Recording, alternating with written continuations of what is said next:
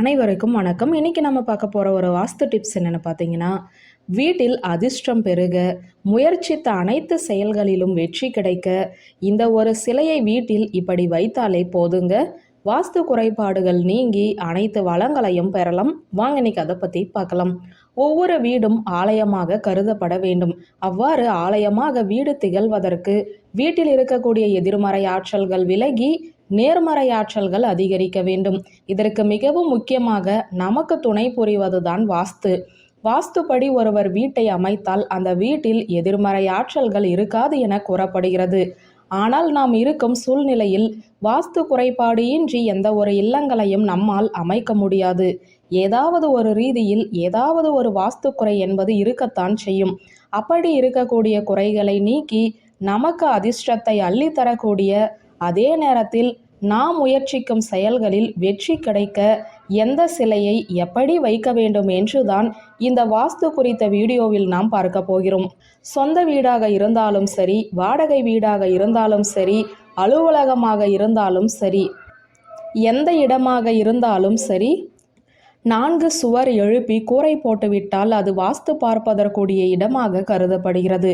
அவ்வாறு நாம் கட்டிய வீட்டில் வாஸ்து குறைபாடுகள் இருந்து அதனால் நமக்கு நஷ்டங்களும் கஷ்டங்களும் ஏற்படுமாயின் அதை சரி செய்வதற்கு நாம் வாஸ்து ரீதியாக சில பொருட்களையோ அல்லது சிலைகளையோ வாங்கி வைப்போம்.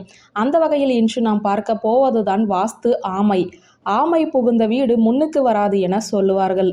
இதில் ஆமை என்பது உயிர் வாழக்கூடிய ஆமை கிடையாது. முயலாமை, இயலாமை எனும் ஆமைகள் நமக்குள்ளும் நம் வீட்டிற்குள்ளும் வந்துவிட்டால் நம்மால் எந்த வகையிலும் முன்னேற்றம் அடைய முடியாது என்பதால் தான் ஆமை புகுந்த வீடு முன்னுக்கு வராது என்று கூறியிருக்கிறார்கள். அதிக நாட்கள் உயிர் வாழக்கூடிய உயிரினமாக கருதப்படுவதுதான் ஆமை. பெருமாளே ஆமை அவதாரம் எடுத்து திருப்பார்கடலை கடைவதற்கு உதவி புரிந்தார் என்று புராணங்களும் கூறுகின்றன. அப்படிப்பட்ட ஆமையில் நமக்கு அதிகமான நேர்மறை ஆற்றல்கள் கிடைக்கும் என்று வாஸ்து ரீதியாக கூறப்படுகிறது. இவ்வளவு சிறப்பு மிகுந்த ஆமையை நாம் வீட்டில் வாங்கி வைத்தோம் என்றால் நம் வீட்டில் நேர்மறை ஆற்றல்கள் அதிகரித்து அதனால் நாம் செய்யும் முயற்சிகள் அனைத்தும் வெற்றியடைந்து நமக்கு அதிர்ஷ்டம் பெருகும்.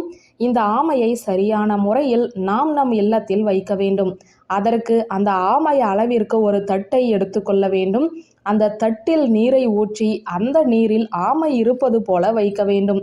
மேலும் அந்த ஆமையின் மேல் நாம் ஏதாவது ஒரு நாணயத்தை வைக்க வேண்டும்.